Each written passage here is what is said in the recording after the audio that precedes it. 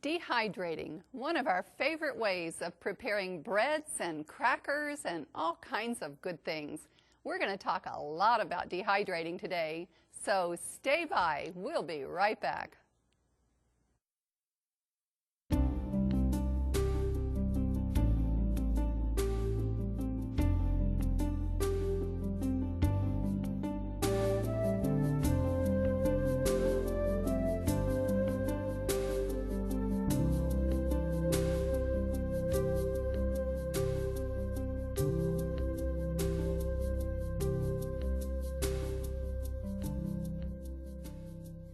Hello and welcome back to Let's Cook. We're going to discuss some really good things today, and mainly using a dehydrator to prepare food and to store food. And Nance, why don't you tell us some of the positive things about dehydration? Oh, dehydration is one of our favorite ways of preparing food. In fact, the dehydrator is the one way that we're preparing our foods the most now. We don't use our stove and oven anymore because we know that high temperatures has been known to destroy some of the vital nutrients in food. So we are using the lower temperatures to dry the food, and we can make some wonderful breads and crackers and cookies and casseroles and patties and all kinds of wonderful foods. The dehydrator that we use is the Excalibur dehydrator, which is one that we have found to be the most effective, and we've had quite a few dehydrators. It's kind of funny. We started off kind of cheap and simple in the beginning with the cheaper dehydrators, and which worked for a while. They worked for a while, but like everything else that was not commercial quality, we tore it up. So we just stepped up to what I consider the Cadillac of dehydration, and probably should have saved our dollars early on and bought it to begin with. Absolutely. The one thing that I really like about the Excalibur is it has so much room in it, and it has even drying temperatures all the way through, and our food dries really nice in it. So plus it has a temperature control knob on it, which I really like, because that way we can put our food in, we can set it on a certain time, go off, leave it, and it'll shut off when it's ready. So if we don't want our food to get really dry and crispy, if we want breads instead of crackers, then we'll set it at a certain time. And it's easy to use. We have left that on too long sometimes and have had really crispy crackers. Yes, we have. So what we want to do today is to show you how to make simple, easy, quick, nourishing breads and crackers, and to make it very flavorful as well as colorful. So we're going to make our first recipe on the monitor today, and you'll get to see what we're going to do. The first one we're going to do is a carrot almond flatbread. We're going to use 2 cups of sprouted grains, 1 cup of shredded carrots or carrot pulp, 1/2 cup of sprouted almonds, 5 large soaked dates, 1/2 to 3/4 cups of water as needed, and 1/4 cup of raisins. And that's how it is. It's so simple, very easy to do. Let's put everything into a food processor. And you'll notice we're using sprouted grains. This is our sprouted kamut. And you can see the tails on that sprouted grain. It makes it very alive, very healthy. Mega nutrition in those sprouted grains. Anybody around the world can make inexpensive, nourishing, healthy food with sprouted grains. Isn't that amazing? And it's so inexpensive. Here's our very well pitted dates. I hope you pitted them this time. We'll see. Okay, and then we'll use raisins.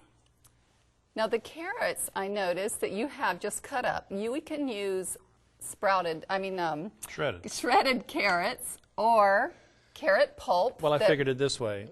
This will make them shredded. Yes, it will. So. But I was going to bring out the point, too, that when we make our carrot juice at home, this is a great bread recipe to use the pulp from the carrot juice. Exactly. I hate throwing away that pulp. It always seems like it's throwing like away some good stuff. And it is the fiber in there. You may want to save the water from I think I'll reserve some of the water because I don't think we'll need it, but just in case. Now the reason we soak our almonds is because it gets rid of the enzyme inhibitor that creates the distress in some people when they eat nuts. Mm-hmm. So by soaking them overnight and rinsing them, then that gets rid of that inhibitor. Then you rinse them again and let them go back to dry. We always put our nuts back in the dehydrator to dry them to shelfable, and then we'll keep them in airtight containers. Okay, let's whiz this up a little bit.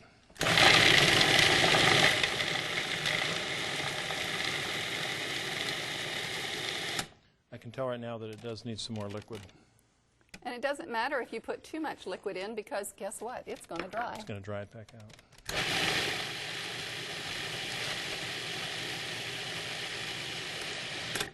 And I can tell it's going to need a little bit more liquid. Now, another thing that you can use for liquid in here is the other juice from soaked fruits. That makes it a little sweeter bread. The dates actually make it a sweet bread. You can use figs and plums and whatever other kind of dried fruit you want. It's a very versatile bread. Okay.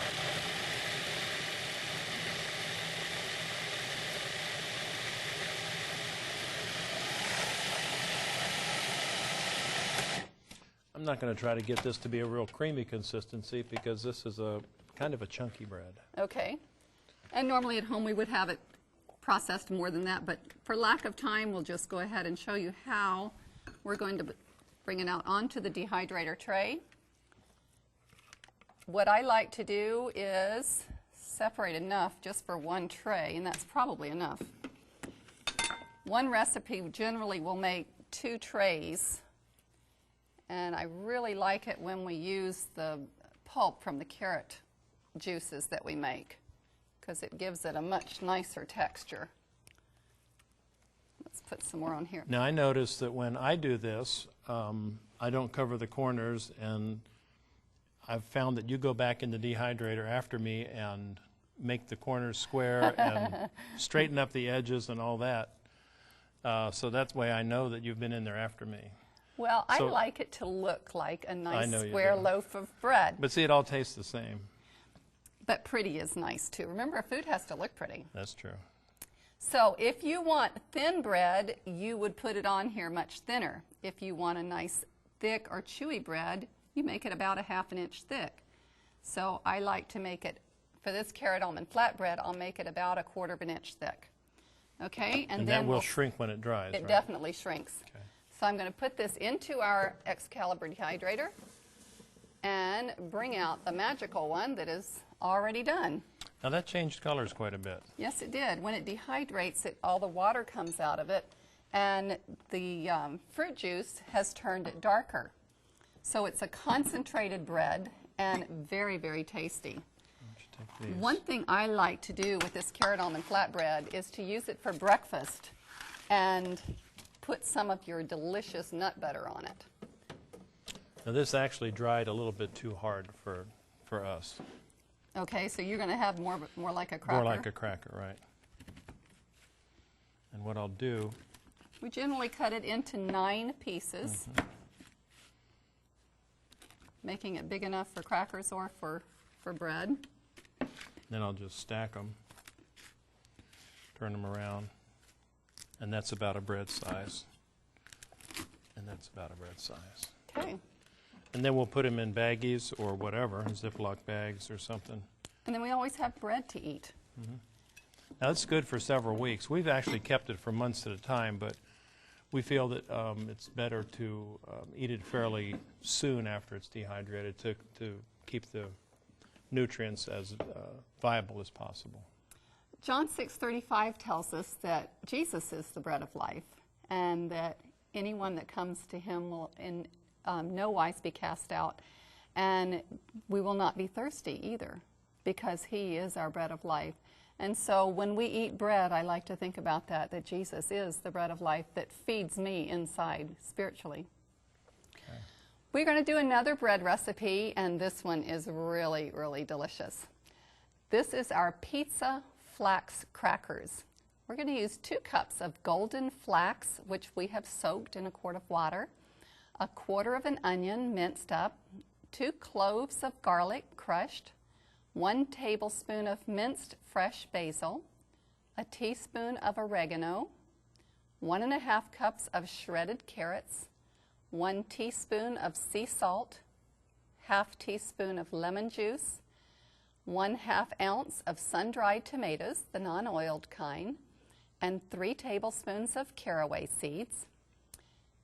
This is an incredible cracker. you notice we're not using any sprouted grains on this cracker. This is using just flaxseed. Flaxseed being very high in omega-3 acids, and this is very, very healthy for us. Helps to keep our cholesterol down and keep our blood running very smoothly. So what we're going to do today is just put everything in the food processor again. And this is one of your favorite ways of fixing food, isn't it? This is also one of my favorite crackers because it goes with our cheeses and about anything else that we make that's savory. And you can make the most incredible dips and sauces and coverings for breads. I just love the dips that you create. Okay, these are the I think I probably am the luckiest woman I know. You're too kind. These are the soaked flax seeds. Brownie points. Yeah. Okay. Now, why do you soak the flaxseed? Well, they absorb a lot of water, and number one. And so if you soak them first, you already introduce some water into the recipe. And they actually start to work a lot quicker when they're soaked. And they're very gelatinous, and they're sticky, and they hold things together. They will hold it together from the get-go, yes they will. All right, some onions, called for minced onions, but this is going to mince everything. We have our 2 herbs together, oregano and basil. Basil. The basil really adds the flavor. A little bit of lemon juice, just gives it a little zing. And a little bit of sea salt. Going to reserve, always hold back some of the salt. You can add it later, it's very hard to overcome it. And garlic, we're going to take and crush this garlic, cut the tip off. And the skins just peel right off there when you do that. Right off, that is so cool. Separate it a little bit. And finally, the sun-dried tomatoes, which have been soaking. I think I'll just put them all in along with the liquid. And what really makes this cracker, what really makes the flavor is the caraway seed. Those caraway seeds give it such a distinctive flavor to it. Nothing like it in the culinary world. You can use all that. Would be really good with all that in there. Really? Uh-huh. Okay, strong caraway. Yeah, I like it. Let's go ahead and see what we got.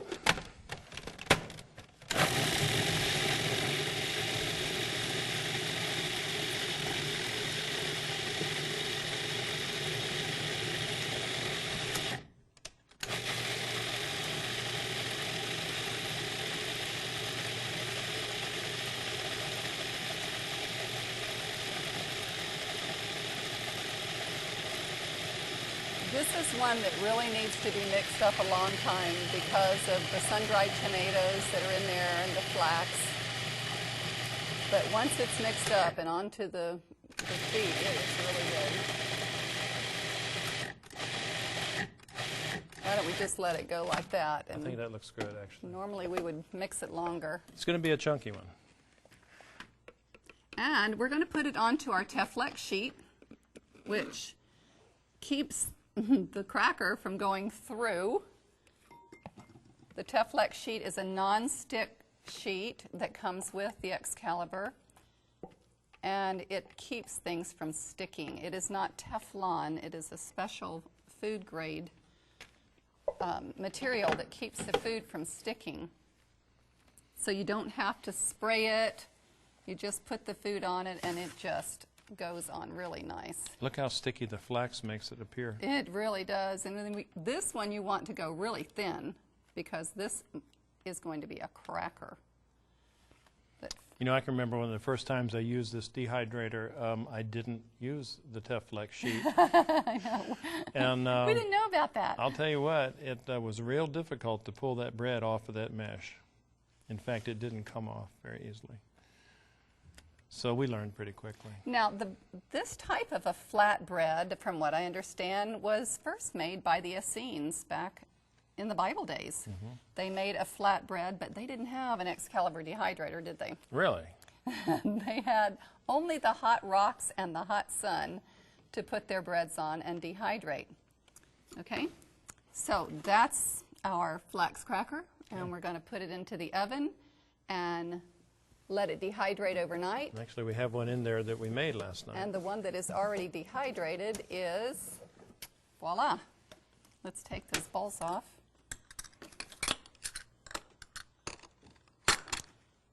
And we'll put this on here, and I'll let you cut it into the small cracker pieces.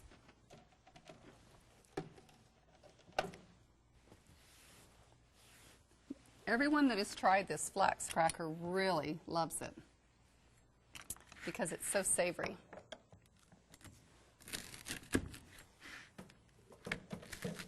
This is a great cracker for some of your cheeses, to dip it in the cheeses, or to have it with some of our savory soups, and just to munch on. Actually, you know what I like to do with this cracker? Just to get a little fancy with it, we'll trim it up a little bit. Mm-hmm. And why go plain and ordinary, right? We'll cut some triangles. That's great. Okay, and we can finish cutting those toward the end, and we'll have that ready to serve. See, those are much prettier than just the... They're great dippers. Yeah. Okay, in the meantime, let's do one more recipe, and we'll get finished with this really quick. The next recipe we're going to do is a buckwheat veggie pizza using 1½ cups of sprouted buckwheat groats or sprouted barley, 1/4 cup of olive oil, garlic, Italian spices and herbs, 2/3 cups of carrot pulp, 2/3 cup of soaked flax seeds, a tablespoon of Bragg's liquid aminos, 1/2 cup of sun-dried tomatoes, and 1/2 to 1 jalapeno pepper minced up. This is a favorite recipe of ours. Now, what we've done here, save a little bit of time, is since they know now the process for doing the food processor and all the ingredients and how to use the dehydrator. Mix it up the same way as you did the carrot flatbread. It's the same, and this is what it looks like when it has dried overnight. So what I'm going to do is to turn this over, holding the sheet and the pizza, and in one fell swoop, I'm going to flip it, and then I'm going to peel the sheet off. Voila. And then we're going to take your plate, reverse it, reverse the whole thing,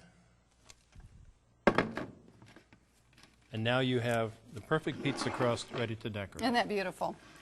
So when you're making your flatbreads, make sure that you put it on the dehydrator's Teflex sheet first, dry it for a few hours, then take and flip it just like Jeff did, and then finish drying the bread. That way you'll have it dried all the way through. And what I'd like you to do, I'd like us to decorate this later, but I'd like to get into the next recipe. Oh, okay. Which is one of my favorites. That'll be fine. That way we'll have this ready at the end. All right. Next recipe is the golden herb potato chips, and we're going to be using some Yukon Gold potatoes, salt, garlic powder, onion powder, yellow yeast flakes, and some cayenne pepper. This is a great recipe to use, and you're going to show us how to use the mandolin. Well, actually, it's really called a V-blade slicer. Oh, okay. But it's a mandolin basis. It's a fixed blade and a movable carriage. So I'm going to use all the safety devices at my disposal here. Thank you very much. I really appreciate that a lot. Which I always do. Yeah, that's why the Band-Aids. I'm using the thinnest possible blade. Let me show this just for a second. This has replaceable blades, and they're all marked.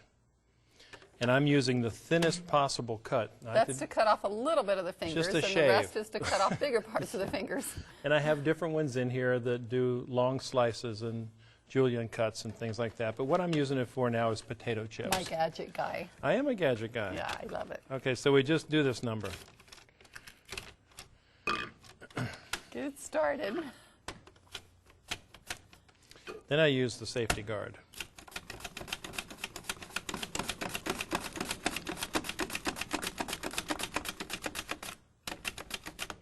And that makes some wonderfully thin potato chips. Look how pretty those are. I'll stick them in the lemon juice so they won't discolor. I'll cut one more. And you do as many potatoes as you want to do. We do a lot of potatoes at home. And after we've dehydrated them in the dehydrator, we will put them into Ziploc baggies, and then we'll always have potato chips to eat. Now, Jeff can do different styles. He has done just the chips, which we would put on the dehydrator sheet. And after he's put some sprinkles on them, we're going to put them right on the sheet and we just layer them out really nice and thin, which we won't take time to do right now. But basically, you want to get them out so that they do not touch. And then sprinkle them with some of his magic dust, which you can use any kind of chicken-style seasoning or yellow yeast, garlic and onion powder, maybe a little jalapeno. Sometimes we even spray these with a PAM type spray to make it adhere better. Then you can put it back in the dehydrator, set the timer, and when it's all done, voila, you have fresh potato chips. Now these dried in about 6 hours. Yeah, chips don't take long to dry. And what I like to do is to take a chip bag, a potato chip bag, and take the chips out, and feed them to the ducks or something, and then backfill it with our chips. Oh. And then seal it again. And so we always have chips in a bag. Oh, well, I just put them in a Ziploc bag. Now here's another way that you can do the potatoes. Jeff has made both the shoestring potatoes of the thicker variety and the very thin variety. You can use the thinner variety in casseroles, or you can just sprinkle them on salads. They're really crunchy. Very crunchy, very satisfying. So they're great for salad toppings. Okay, let's do one more recipe, and this is a very favorite of ours, and it's a great snack for kids. We're going to do a recipe called apple crisp using the dehydrator again. The Fuji, Gala, or Braeburn apples work the best.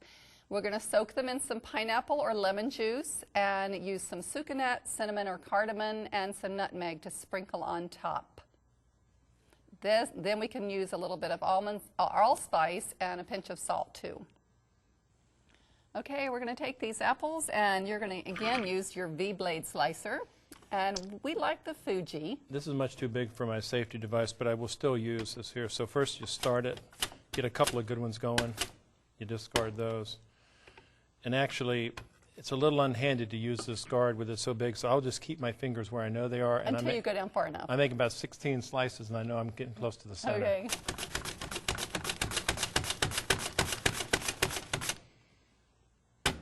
$17. 17 and a half, 18, 19, that's about good there. Then I turn it over, and I do the same thing.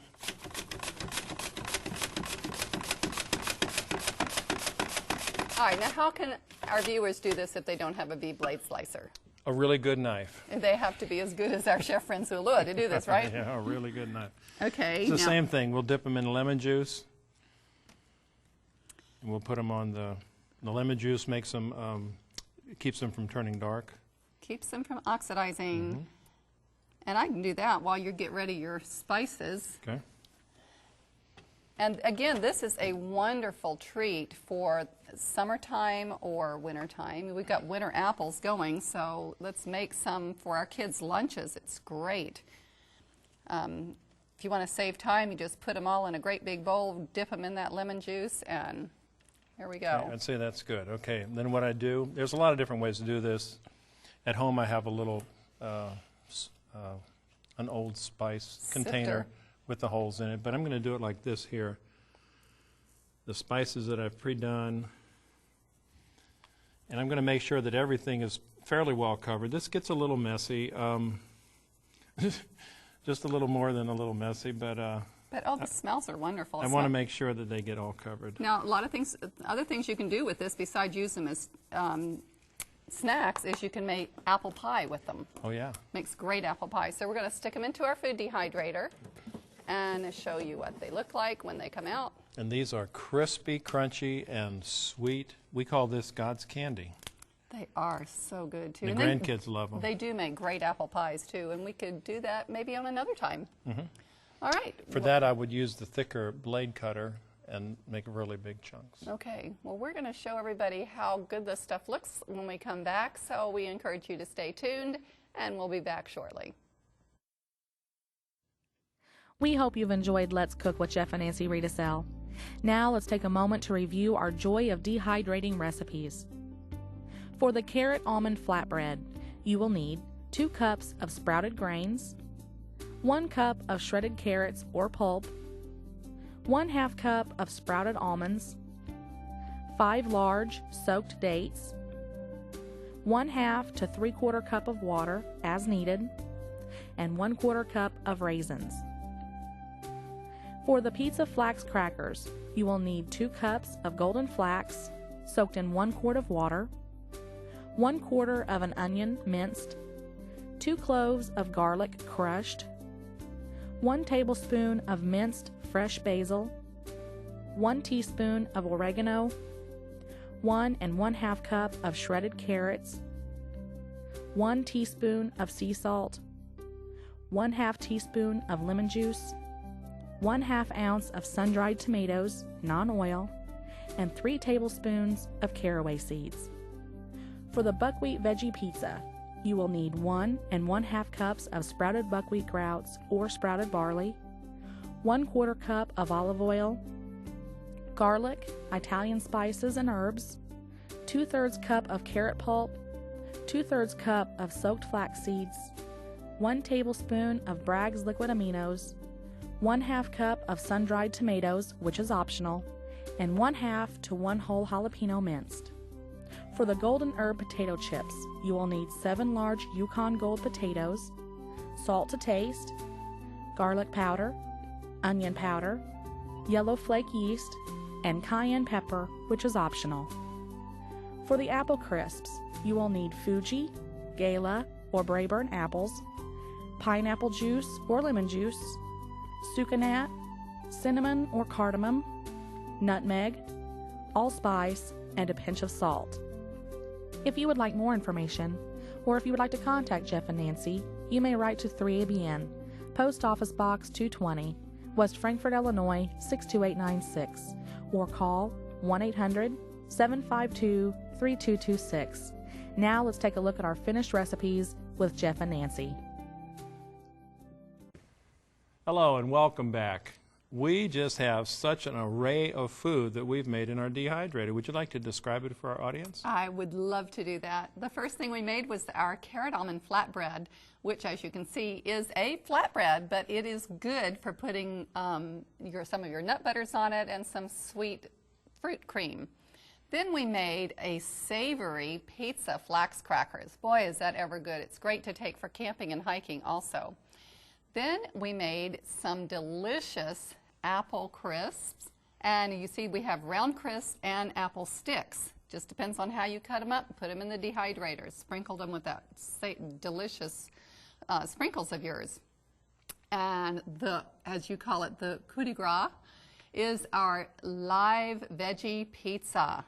Now that, for all the world, looks like cheese on top of that pizza, but I know that you put something different on top. It's grated acorn squash. Grated butternut squash, maybe. Oh, it's that too. That's what it's one of them squashy things. When you use the butternut squash, you can make it look like cheese.